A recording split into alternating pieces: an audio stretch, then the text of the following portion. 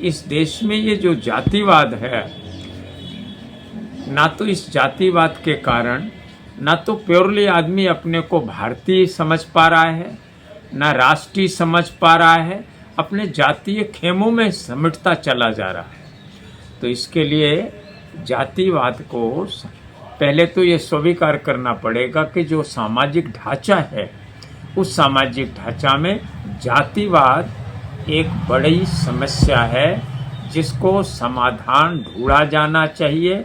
और हमारे ऋषि मुनियों से लेकर के जो राष्ट्र के निर्माता लोग हैं या बड़े सामाजिक आंदोलनकारी थे, राष्ट्रीय आंदोलन के कारी थे, उन लोगों ने भी इस तरफ इन दिशाओं पे बहुत सा काम किया है और जो कार्य किया, लेकिन वो उसका कारण होते हुए भी वो जातिवाद समाप्त नहीं हुआ। और जाति का कारण, ये जाति को समाप्त करने के लिए जाति के जो रोटी बंदी है, जो बेटी बंदी है, ये जो बंदी जब तक नहीं टूटती है, जब तक अंतर जाति शादियाँ नहीं होंगी, तब तक ये जातियाँ टूटने वाली नहीं हैं।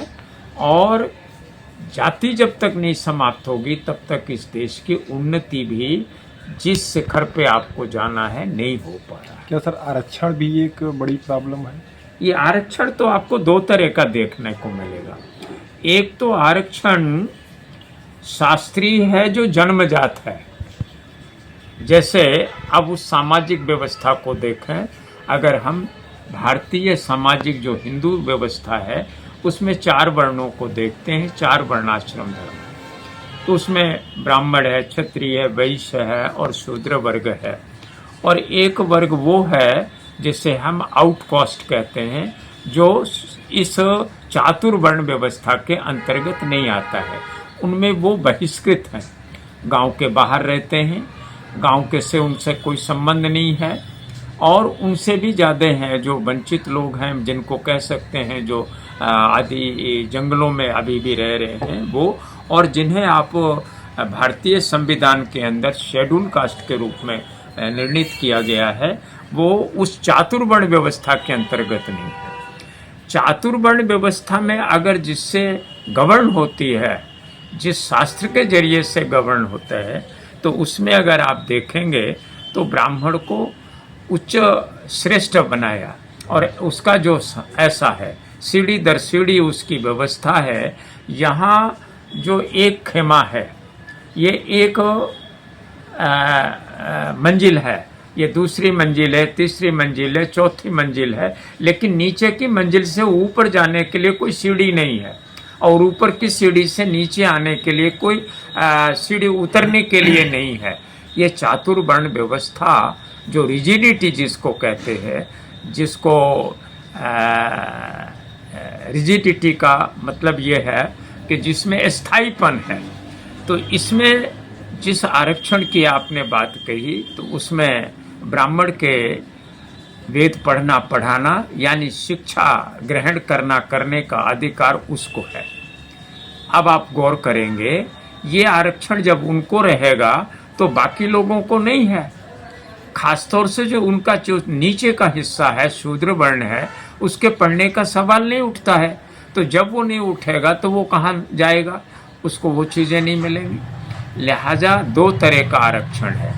एक तो शास्त्रीय या चातुर्वर्णीय जो आरक्षण है वो जन्मजात है, और दूसरा संवैधानिक है।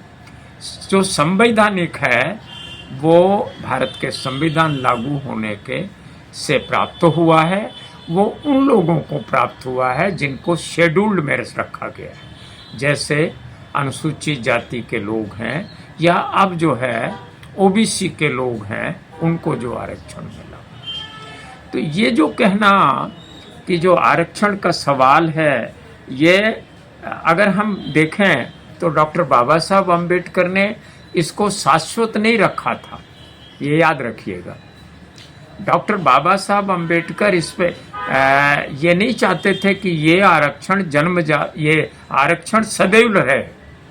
वो योग्यता पे विश्वास करते थे और उदाहरण भी देते थे कि आप लोग ऐसी योग्यता प्राप्त करें जैसे मैंने प्राप्त की है, और मैं किसी भी शासन प्रशासन पे बैठ सकता हूँ, ऐसे पद पर आप लोगों को ऐसा करना चाहिए। ये आरक्षण एक छोटा सा, जैसे आप अपने घर में 5-6 भाई हैं, एक भाई बीमार पड़ जाए तो सारे जो पिताजी हैं या घर का बड़ा भाई है तो सारे खर्चे काट के बीमार भाई के लिए दवाएं लाएंगे, आप इलाज कराएंगे, उनके लिए जो डॉक्टर प्रिस्क्राइब करेगा कि ये फल फूल ये सारे चीज़ दिए जाने चाहिए, आप लाते हैं कि नहीं लाते हैं? तो ये जो आरक्षण था शेड्यूल कास्ट के लिए, ये एक तो शाश्वत नहीं था, उसमें 2 तरह का आरक्षण है। संविधान के अंदर आप देखेंगे एक राजनीतिक आरक्षण है, पॉलिटिकल रिजर्वेशन जिसे हम कहते हैं, वो जिसको 10 साल का उसमें ड्यूरेशन है। लेकिन जो सोशली, एजुकेशनली, इकोनॉमिकली जो बैकवर्ड है, यानी जो नीचे इसको है, उनके लिए, एजुकेशनली वाले के लिए आप उनको शिक्षा में आरक्षण मिलेगा, उनको सुविधाएं मिलेगी, फिर उन्हें नौकरी में तरजीह मिलेगी। और ये बात उन्होंने, जिन्हें आप आरक्षण की बात कह रहे हैं उनकी योग्यता देखिए। जो जिन्हें आप कास्ट हिंदूज कह रहे हैं या सवर्ण जिन्हें कह रहे हैं, या आप अपर कास्ट मान लीजिए जिन्हें आप मानेंगे, तो उनके बच्चों से भी ज़्यादा नंबर इन जो आरक्षण के लोग हैं उन्हें प्राप्त हो रहे हैं। तमाम ऐसे उदाहरण आए निकले। लेकिन मैं ये इसलिए कह रहा हूँ कि अगर अवसर मिले, अगर अवसर प्रदान किया जाए तो वो तरक्की करेंगे। अब एक तरफ तो हजारों साल का दबा कुचला पिछड़ा वंचित प्रश्न है कि जिनको स्कूल के लिए मुंह नहीं देखने को मिला, आज आप उससे चाह रहे हैं कि जो एकदम से कई हजार वर्षों से लगातार पीढ़ी दर पीढ़ी जो शिक्षा पे आरूढ़ है उसके मुकाबले पे ये हो जाए, ऐसा नहीं। तो आपको एक वो भारत भी देखना होगा। अगर एक भारत ऐसा है तो दूसरे भारत की तरफ भी आपको नज़र रखना पड़ेगा, तभी ये सशक्त भारत हो सकता है, समृद्ध भारत हो सकता है, विकसित भारत हो सकता है, और इसका केंद्र बिंदु व्यक्ति होना चाहिए। जरा गौर करिएगा, डॉक्टर बाबा साहब अम्बेडकर ने जब ये कहा शोषण मुक्त समाज, यानी डॉक्टर अंबेडकर जिसकी परिकल्पना करते हैं, जो भारत का कॉन्स्टिट्यूशन है, be the people of India, हम भारत के लोग ये राजनीतिक न्याय, ये सामाजिक समता, ये जो है हमारे को न्याय, और ये बंधुता, और लास्ट में है व्यक्ति की गरिमा। ये किसी जाति विशेष के लिए नहीं रखा गया। भारतीय कॉन्स्टिट्यूशन के अंतर्गत इसका केंद्र बिंदु व्यक्ति है। तो डॉक्टर बाबा साहब अम्बेडकर का जो दर्शन था, या डॉक्टर बाबा साहब अम्बेडकर देश को कैसा चाहते थे, जिस विकसित भारत की चर्चा कर रहे थे, उसमें उनके व्यक्ति केंद्र बिंदु है। और वो जो दूसरे शब्दों में कहा शोषण मुक्त समाज जो है, वो कहाँ शोषण हो रहा है, उसके लिए दूसरा शब्द यूज किया, वर्ण विहीन वर्ग विहीन समाज की स्थापना। वर्ण शब्द पहले कहा, वर्ग बाद में कहा। तो वर्गीय जो हमारे जो शास्त्रज्ञ लोग हैं वो कहते हैं, मार्क्स ने जो कहा अमीरी गरीबी अगर समाप्त हो जाएगी तो ये अपने आप समाप्त हो जाएगा। मैं आज भी आपसे पूछता हूँ, बड़े बड़े प्रोफेसर्स हैं, बड़े बड़े आईएएस हैं, आईपीएस हैं, उनके साथ क्या इनजस्टिस नहीं हो रहा? आप मुझे बताइए। इनजस्टिस हो रहा है। ये इनजस्टिस इसलिए नहीं हो रहा है कि वो इकोनॉमिक तौर पे कमज़ोर हैं, एजुकेशनली तौर पे वो इतने पढ़े हुए हैं, इतने वो पढ़ लिख करके कंपटीशन दे के आए हैं। अच्छा, आप मुझे बताइए, जब वो एमए बीए तक डिग्रियां प्राप्त होती हैं तो क्या किसी ब्राह्मण के बेटे को डिग्री इतने अंक प्राप्त करने पे मिलेगा फर्स्ट क्लास, और किसी शूद्र के लड़के को या अनुसूचित जाति के लड़के को इतना 5 नंबर मिलने से उसको फर्स्ट क्लास मिल जाएगा? क्या ऐसा है क्या? ऐसा नहीं है।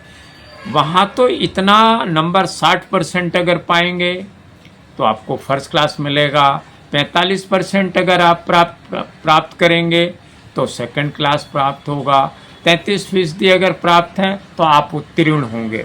वहाँ तो सभी हो रहे हैं, तहाँ ये लायक है। तब ये समाज के लोग जो फर्स्ट क्लास आ रहे हैं, सेकंड क्लास आ रहे हैं या उत्तीर्ण हो रहे हैं, तब तो वो लायक दिखते हैं। लेकिन नौकरी में आते ही नालायक कैसे बन जाते हैं, ये एक बहुत बड़ा सवाल है। अगर नौकरी के लिए जब खड़े होते हैं तो not suitable, not found suitable, यही कहा जाता है ना कि योग्य नहीं है, अच्छे नहीं मिल रहे हैं। ये योग्यता की मापदंड करने वाले कौन लोग हैं, ये एक और दूसरा सवाल खड़ा है। इसलिए जो आरक्षण की आपने बात की, ये देखना आपको ज़रूरत होगी